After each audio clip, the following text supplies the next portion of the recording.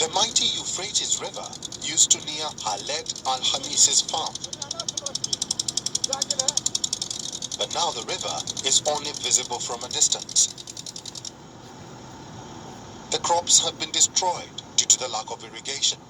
Even worse, the farmer's family has been left without drinking water.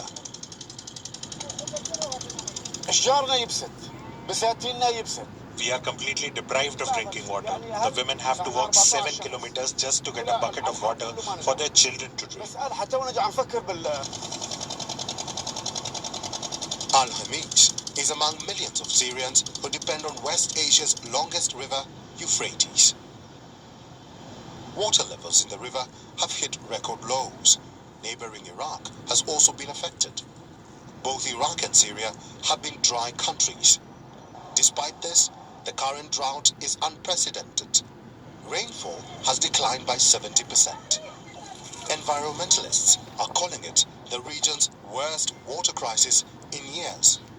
12 million people in Syria and Iraq are struggling with this, the worst water crisis in years that we have seen. So especially, this is, the water table is at its lowest, 70% less rainfall, and this has really wide ramifications for health. It has wide ramifications because drinking water isn't safe. The issue is not limited to drinking water shortage. Critical facilities like hospitals are at risk of facing power outages. This, as the drought is threatening to bring hydroelectric power plants to a halt. Power shortages affect people's lives and forces them to use fuel oil. In addition, in the summer when it's hot, people need more electricity. With pumping stations and power generation stations out of service, hundreds of thousands of hectares of agricultural lands are affected, as well as the vegetable, maize and cotton seasons. Alright, I believe the point has been made. Shalom, giving all praises to Yahweh Bashem Yahushai. Double honors to the apostles and elders of Great Millstone. Yahweh Bashem Yahushai Brakathum, to the hopefully elect, man. And, the Lord is cold with it, because for the fact that dealing with this situation with the the Euphrates River drying up and whatnot. Aside from the fact that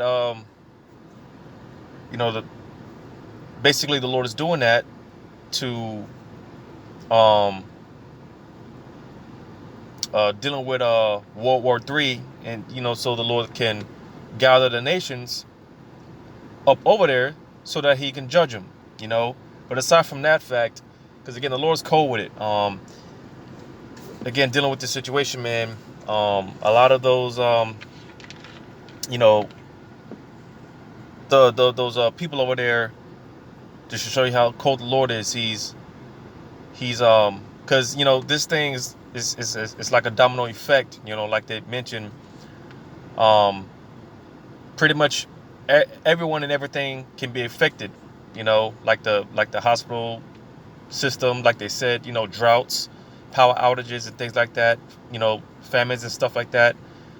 Again, just to show you the Lord is cold with it, but sticking to the point of dealing with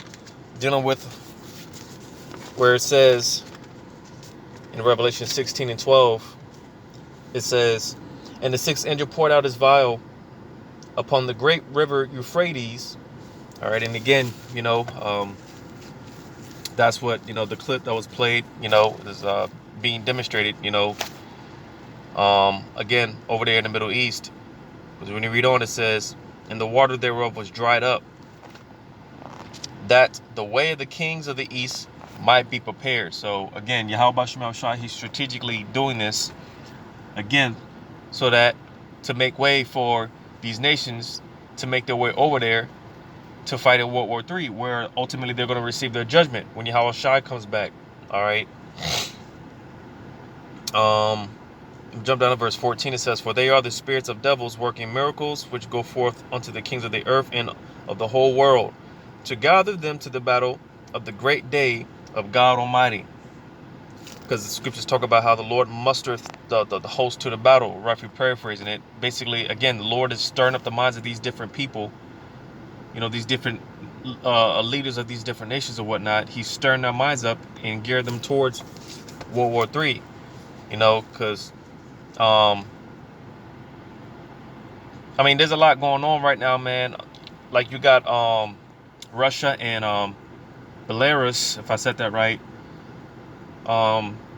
Getting ready to conduct war games, and they said that this is the biggest war game exercise of all time. That's what they're saying this to be. And meanwhile, you got China prepping up, man. They're bucking up against NATO.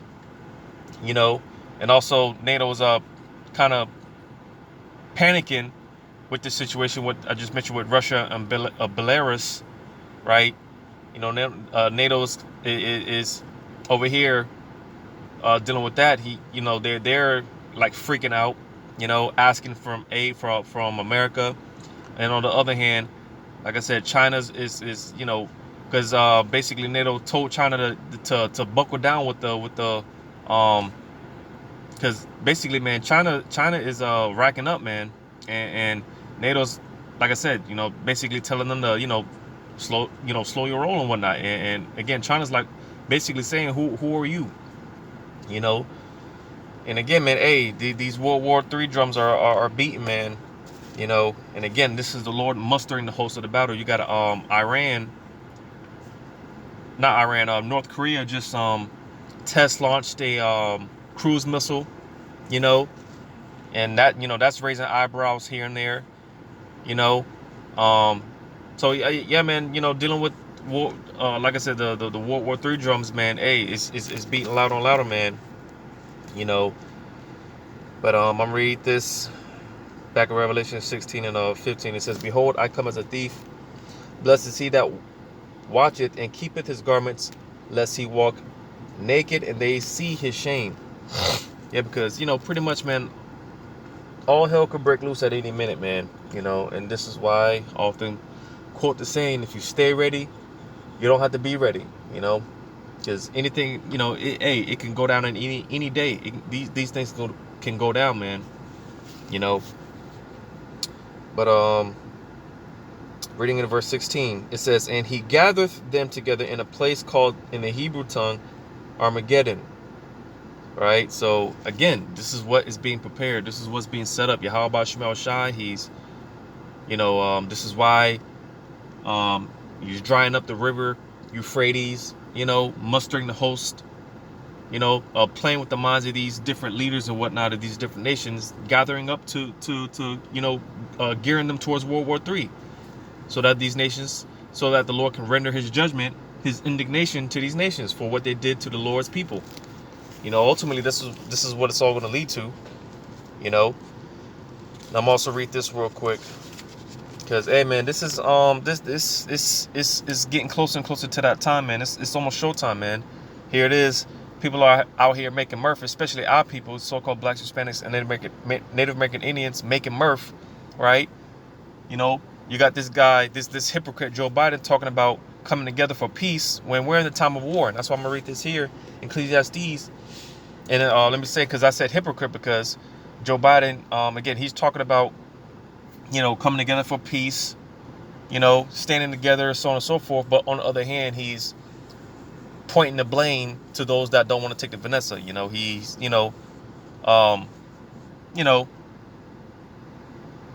painting this narrative against those that don't want to take that juice, that snake poison, So that's why I say he's a hypocrite.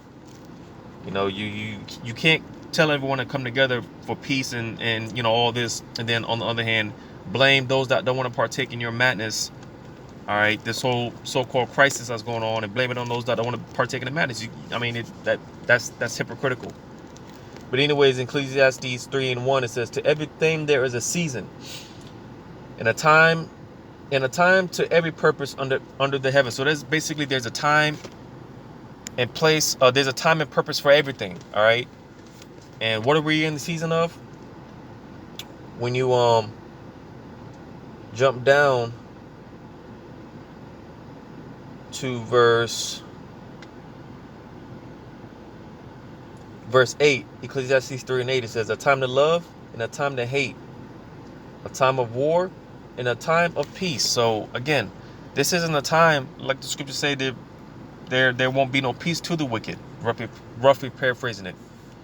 And you see, man, like you had this what's his dude, the Pope Francis, whatever his name is, a while ago, talking about coming together for peace. Like I just quoted, man, the scriptures say there will never be peace to the wicked. So as long as these devils are in power, man, as long as this wickedness rampant up, and throughout the earth, there's never going to be peace. And you see, man, hey, we're in a time of war, and that's why the scriptures talk about getting your house in order, man. Girding yourselves up, man, getting your house in order, prepare you to the battle, get yourselves ready, man, because hey, it's like I said, it's almost showtime. It's almost that time, And I often talk about this. I often talk about the message that Yahweh Shema Shai, because Yahweh Shema Shai does have a message for all nations, and it may not necessarily be a good message to the other nations, but nevertheless, there's a message for them. I often talk about that, and I'm gonna get this in Isaiah chapter 13 verse 2 says, "Lift ye up a banner upon the high mountain, exalt the voice unto them, shake the hand, and that they may go into the gates of the nobles." And this is what the men of Yahweh Shem Shai, the prophets, this is what they're doing. All right. Out there in the highways and byways, proclaiming these things boldly. All right. Lifting up that banner to let you nations know that, hey, get ready for World War III. Get ready to receive your judgment. This is a part of that banner that's being lifted. All right. Read that again. Lift ye up a banner upon the high mountain. All right. So, the high mountain, these governments, these leaders, these people in these high positions, these elites, all of them. All right. Again, we're proclaiming these things boldly to these people out there on the highways and byways, man. Letting them know they're, what do you call it, man? Basically, Esau and the other nations, they're being, like when you have in a court system, when you're sentenced your judgment.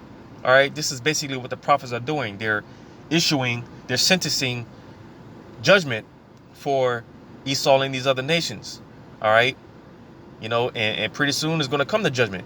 And again, this is why, well, let me read it on out. It says, shake the hand that they may go into the gates of the noble. So again, sentencing their judgment. All right. Because again, ultimately, the ways being paved for all these nations, they're going to come together over there in the Middle East. They're going to fight one another. All right. And then ultimately, Yahweh Shai is going to crack forth through the clouds and, give them hell, man. Like the prophecy talks about how, hey, when Yahweh Shai shows up on the scene, man, he's not going to lift a finger. It's not going to be nothing perceived but dust, and smell of smoke, because, hey, it's going to be a horrendous thing, a horrendous judgment, but it's going to be righteous judgment.